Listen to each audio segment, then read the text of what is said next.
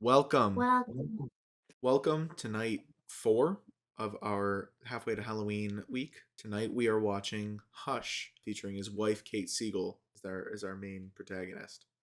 I don't know anything about this movie other than I just refused to watch it out of spite for like 5 years, and now we're here after we've watched quite a bit of other Mike Flanagan works. I was like, okay, you know what? Fine, I'll concede and we'll watch it now. And if it's not good, you won't ever hear the end of it. I love this movie. Jason Blum helped produce it. Kate Siegel plays a horror author, and in the book, she's writing a novel, Midnight Mass. Oh, I do like that. It premiered at South by Southwest, which is a pretty big, I would love to say like movie festival, but I'm pretty sure it's just like a general festival for the arts. I'm pretty sure a lot of his projects like debut at that. You don't know anything else about this movie? I know nothing else about this movie. I know that this guy breaks into her house. I'm not gonna say anything else then, because This movie has probably one of the shortest run times of any movie that we've had in Spooktober. This is only an hour and 22 minutes. It's only 82 minutes. They Look Like People was a very short movie. Short and sweet, though. I'm going in with low expectations because you've talked about it very highly, and I feel like it's not going to match your expectations. I'm gonna judge you so goddamn harshly if you don't like this movie.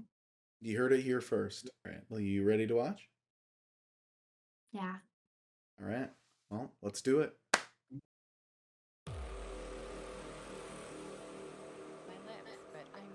Oh, that's why you love this movie. I was wondering why she wasn't talking, like even to herself. Not the only reason like this movie. It's just a fucking good movie. Guess that's why it's called Hush. Huh. Oh my god, no, I like her. Oh, that was close.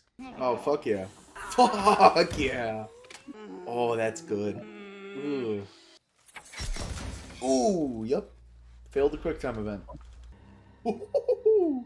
Didn't feel that quick time No, of she that. did not. Oh, fuck yeah. Oh, come on. That's your fault, Kate Siegel. Eee, that's not a good part. That was right on the hammies there. Nailed to the front. Ooh.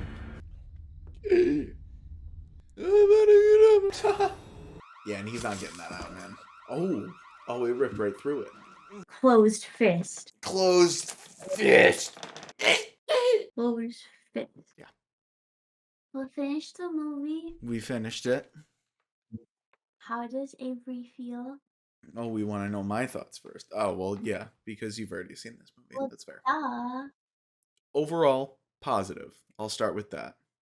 Is it like the best movie I've ever seen? No. Obviously, there are a lot of really strong moments where Mike Flanagan has like very interesting style choices of how he films the certain scenes, especially once we get to the ending bit. Something that's kind of a must for a movie with a deaf character, especially a deaf main character, is selectively choosing when to have audio and when to not have audio, and that he does that very well in this movie. Also, going into this movie, didn't know she was deaf. Didn't know she was deaf, which is made evident now by the fact that you were going to tell me something but held out at the beginning.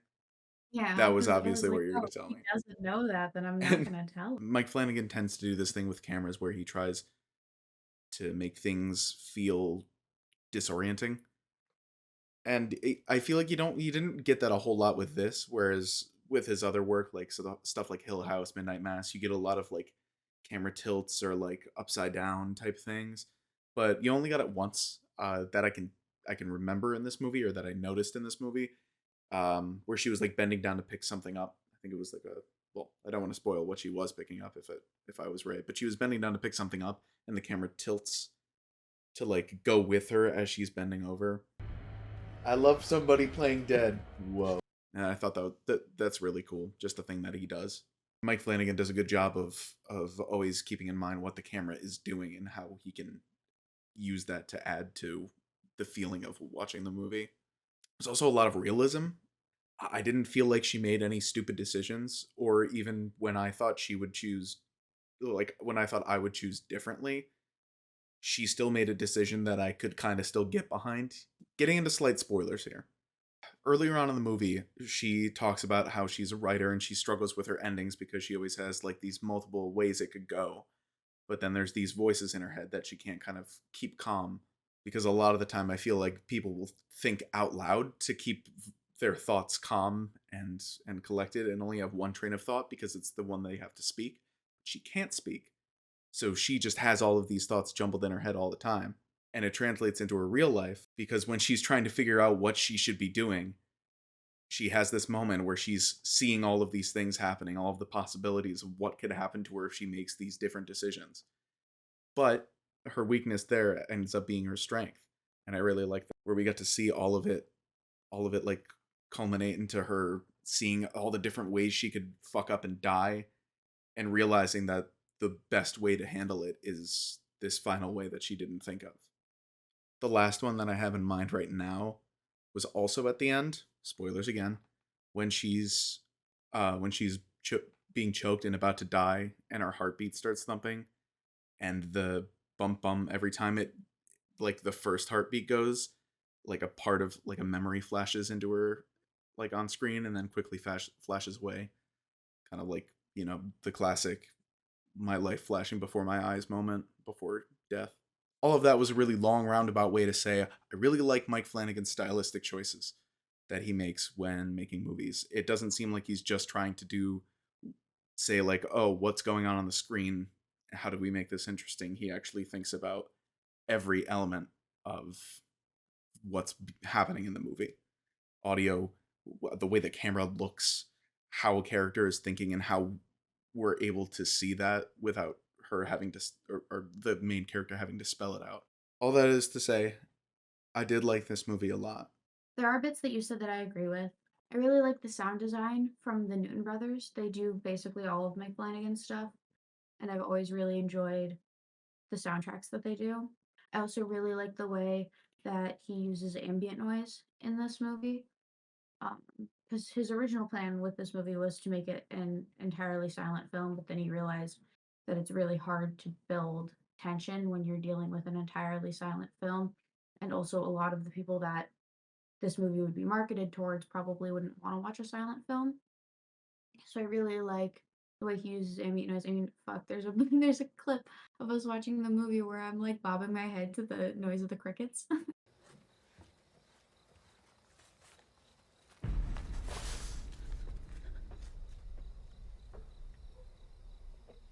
I really like the scene.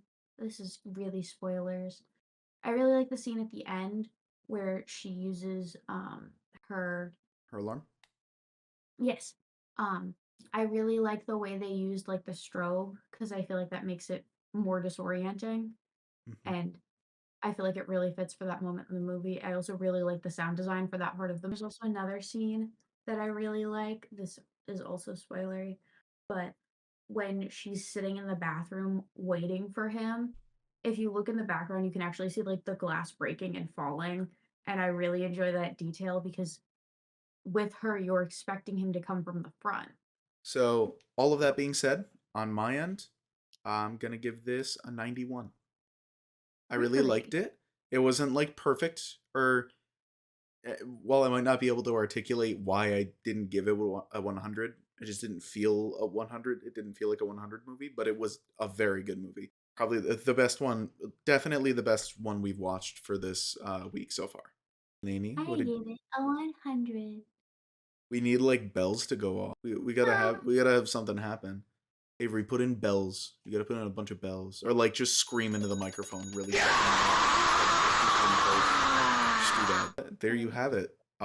Delaney with a solid 100. This is our first ever recorded 100. We do have a list of 100s, by the way. It's a very brief list. Dare I ask, would you recommend anybody watch this movie? I mean, I would recommend it, but also if you don't think you can deal with a movie that I think is less than 15 minutes of dialogue, you probably wouldn't like it. I also think you should give it a shot, but honestly, I'm gonna take away that like contingency. I think you should just watch it. Even if you don't think this is gonna be like a very good movie for you because you want a lot of dialogue in your movie, doesn't matter. Doesn't matter. You should absolutely watch it. It's a short watch. If you don't like it, it's 82 minutes out of your time. It's not a lot when we're thinking about a movie, and this movie was good. But yeah, overall, I think you should absolutely watch this movie. That's about all we got for you today. Bye.